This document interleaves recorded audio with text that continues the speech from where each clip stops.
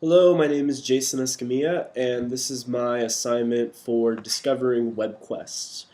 And so, for the first part of this video, I just want to talk about what WebQuests are and display my understanding of the different parts of a WebQuest. So, the different parts of the WebQuest that were discussed in the uh, website that we received to review. The main parts that I saw were the introduction, the task, the process, the resource page, evaluation, conclusion, and teacher page. And so I'm just going to review these really quickly just to demonstrate that I understand what all of these parts of the WebQuest are. So the first part is introduction. I think the introduction is really important. If you don't have a solid introduction, then you will lose the attention of your audience. I've heard a really good statistic that if you want your audience to pay attention to you, then you really need to grab their attention at the beginning. That's why in public speaking, having an attention getter is one of the most critical parts of the speech. People will decide whether or not they want to listen to you. People will decide whether or not they want to get involved within the first couple of minutes of them participating in a web quest or listening to a speaker. All of these things require good attention getters, and I think the best way to do that is to involve the audience, relate it to them, and talk about how it can benefit them, what they'll learn, and the difference that it will make in their life from listening or getting involved in the web quest. So that's the introduction, bringing up the purpose, talking about why it's important, all those basic things to show the reader, the user, what we're talking about, what the main topic is for the day. So after we've introduced the topic, after we've got the user's attention and they know kind of what we're talking about, we jump into the task. Now, different subjects have large amounts of information, so the task dwindles down all that information to what specifically we're going to be talking about.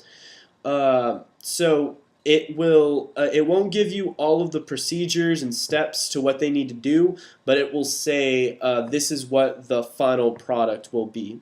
So for example, if I'm gonna hopefully be teaching public speaking this fall as a first-year teacher for middle school or high school students, and so if I was going to do a web quest for them, the task would be for our persuasive topic speech. In this, through this web quest, you will develop a persuasive speech, and that's the task. It's basically just telling them what will the final product be when they're done. And then backtracking for my introduction, I could tell them the importance of having good persuasive skills, knowing how to persuade others, and how doing this they can get what they want. And so I can also show some clips of some good persuasive speakers, people that are interesting. Those are all some good examples of an introduction. And so I wanted to kind of relate what I would do to how I would maybe put a web quest together. So the next step after introduction and task is the process. So the process is where you get really detailed. You explain how they're going to go about going about the web quest. In the examples that I found, it was very specific. It said, you know, you're going to get in groups of people. You're going to work with 2 or 3 other people. Y'all are going to go to these particular websites. It gives them the resources, which is the next section. And tells them what they're looking out for, what they're trying to do, how they're going to compose their project together. So for me, when they're doing their persuasive speeches, I might have them say, you know, spend some time on some of these websites, some of these highly debated topics, and pick a topic, pick what side you want to side on, come up with some reasons, back your reasons up with some evidence, just give some really detailed examples of what they need to do while they're developing their product as they're going through the web quest. So next section is the resource section. This will contain websites, YouTube links to videos that may benefit the students. Um, I think that some things you can put in here are links to video clips, links to websites that have some that you've approved. You know that they have good knowledge. Instead of saying, go and find go Google information on whatever topic you're talking about, and they stumble upon a website that may not be the most reliable, you can ensure that they're finding the information that you want them to by giving them some really good, reliable resources. And you can also encourage them to look at other websites as well, but definitely have them go through the stuff that you've approved, that you really like, that you feel is going to give them the edge on this topic to understand what you were talking about. So resources, basically just helpful tools for them, exactly what it is, a resource. So moving along, the evaluation section of the WebQuest is how they're being graded, how are they doing on this assignment, and one of the most important things to include in this section is a rubric. The students need to understand exactly what is being expected of them. If expectations are not set, then they can do very poorly because they don't know exactly what is being expected of them to produce as a final product. So very important is to say, at the end of this project, this is what I'm looking at. This is exactly what I'm grading. I'm grading that you understood this topic. I'm grading that you provided some references, that you cited your references. I'm grading that you work cooperatively, evenly with your group participation. I'm great. All those kinds of things are go in the evaluation section. How they're going to be evaluated will go in the evaluation section. Finally is conclusion. I love the conclusion. I always tell students whenever I was doing student teaching, never end your speech on "that's it, I'm done." That isn't the most effective way to end your speech. It kind of shows that you were a little bit unprepared or that you didn't really care that much for your topic.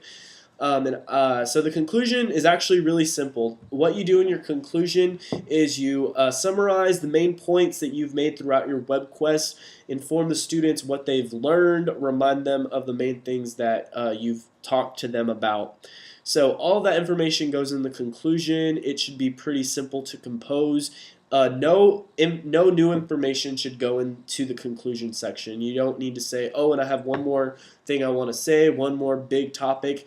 Any big ideas need to go in the previous sections of your web quest, and then those ideas are simply restated in the conclusion. And you can also encourage reflection. You want to make sure that you encourage your students. What did you learn? Ask some reflection questions that they need to prove that they went through the information. Ask them opinion questions to so that way it's not so factual based. Oh, I can go Google that answer. No, what did you think about this topic? Out of the two debates, which side would you choose on? If you're doing something more topical, ask them for their opinion, what they think, where there's no right or wrong answer, but their answers reflect scholarly research on the topic. And then the last section is the teacher page. The teacher page is if you need to have some helpful notes to yourself when you go back to the WebQuest. If students have some questions, you can leave a list of notes for yourself to remind you if you need some information to relay to them later on. So moving along, what a WebQuest is and what it is not. Definitely a WebQuest is educational. It has a purpose.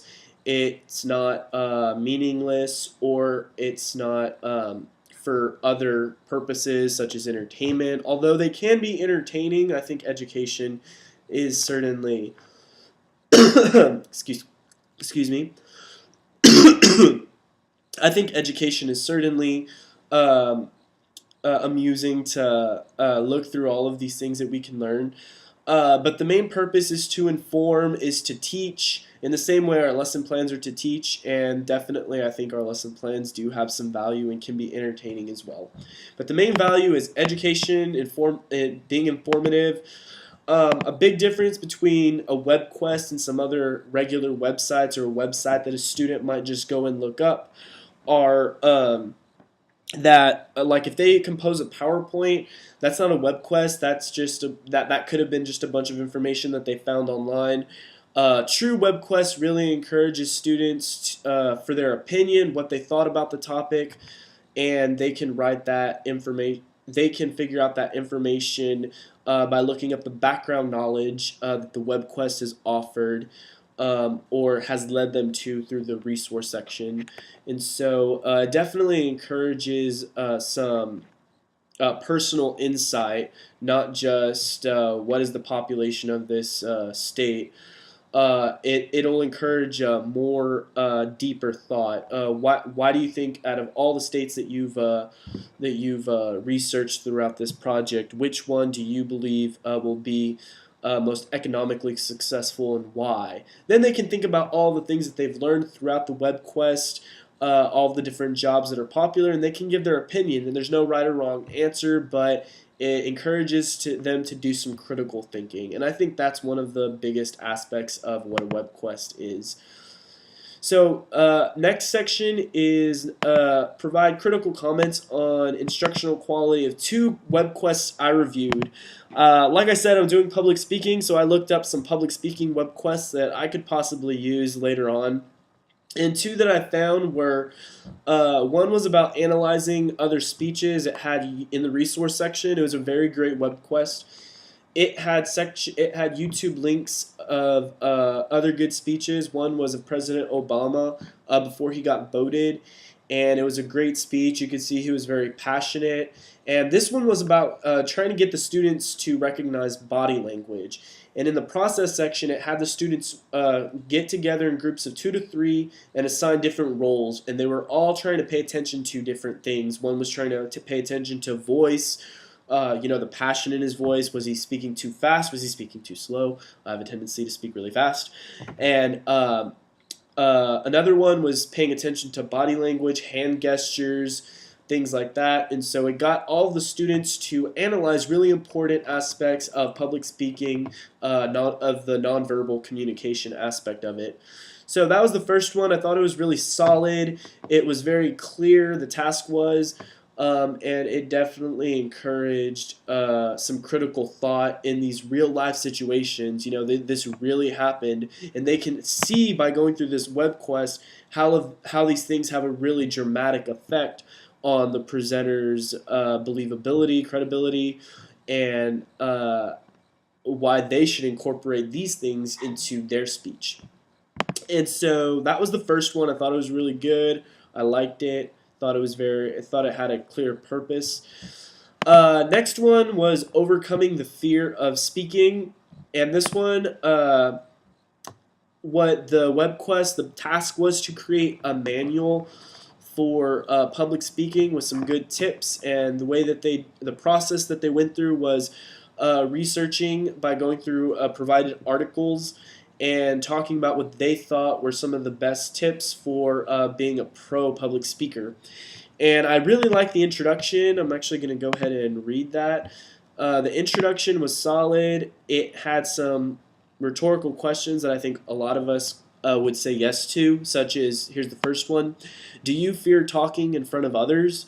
Do you wonder about how to capture the audience's attention? Are you looking for ways to make your presentations more interesting? Would you like some tips on how to create a dynamic delivery? And then it explains the purpose of the WebQuest and goes on to the task. And so I thought that the introduction was really solid. It definitely captured the audience's attention. And I think that the method that they went about having students develop a manual was really good. I know that whenever I'm having trouble with something, if I just create a how-to manual on how to do it, it means I have to research it. I have to learn how to do it first. And it's kind of funny how if I just learn something and explain to someone how to do it, I'll just eventually get better at it, even if I'm not really good at it at first. Because I'm sure a lot of these students knew some general principles about public speaking, But now that they're developing a manual and guidelines to how to do this, yeah, I think it'll definitely help them improve in all areas from nonverbal communication to having a great attention getter and all of those key important aspects of public speaking.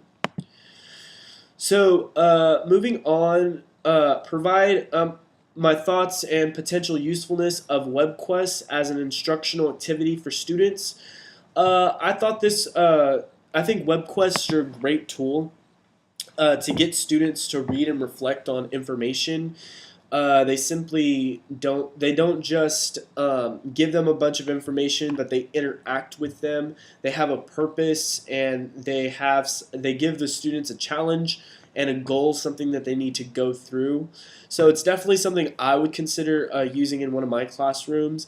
You know, I think that students don't have the largest attention span, and so if they're all sitting down at desks and they're hearing me lecture about special occasion speeches or a choral reading, and I'm just going on and on and on about it, showing them examples, and they're good examples, but after about 15, 20 minutes, they get tired, and so this would be a great way to break that up and to show them, you know, here's a y'all, now that y'all have listened to me for 5 or 10 minutes on this topic, y'all are going to get on the computers and do this activity that's going to further your understanding. And so I definitely think by breaking it up, giving them a task, getting them to go fishing for the information that they need, it'll surely increase their understanding of the topic. So last thing is discuss my thoughts on possible advantages and disadvantages of WebQuest. I thought there were very little disadvantages. I think that for the most part it was a solid tool. You know, it definitely, like I said, it breaks up the monogamous, like the lecture style. It gives students another task to focus on. So I thought advantages were that it's interactive. You know, it's academic, especially if you put the WebQuest together. You've looked at it before. It definitely gives students a focus. It can encourage group work, and I think all of those are some good advantages of the WebQuest. Disadvantages, just like with any computer activity, I think that students can get distracted, maybe stop doing their activity and go do something else. And I think that the just simple problem to that is being proactive, make sure you're monitoring your students, that they're on task. But other than that, I don't think that them going through a WebQuest and them actually doing it creates any disadvantages or any dysfunctions in the classroom. I think if they're really focusing on the activity and they go through it, that it should be really productive. They will learn a lot about the topic, and it'll definitely, I think, increase their critical thinking knowledge about the topic and not just surface level thinking, generic facts. They'll start to develop opinions, which will further their understanding. So overall, I really liked this activity. I got to learn about different web quests. I got to see some that are relevant in my field that I intend on teaching, and so these are definitely some things that I'll research more and look at, and hopefully I can share a few of these with my classroom in the future. And that is my video for this assignment. Have a great day.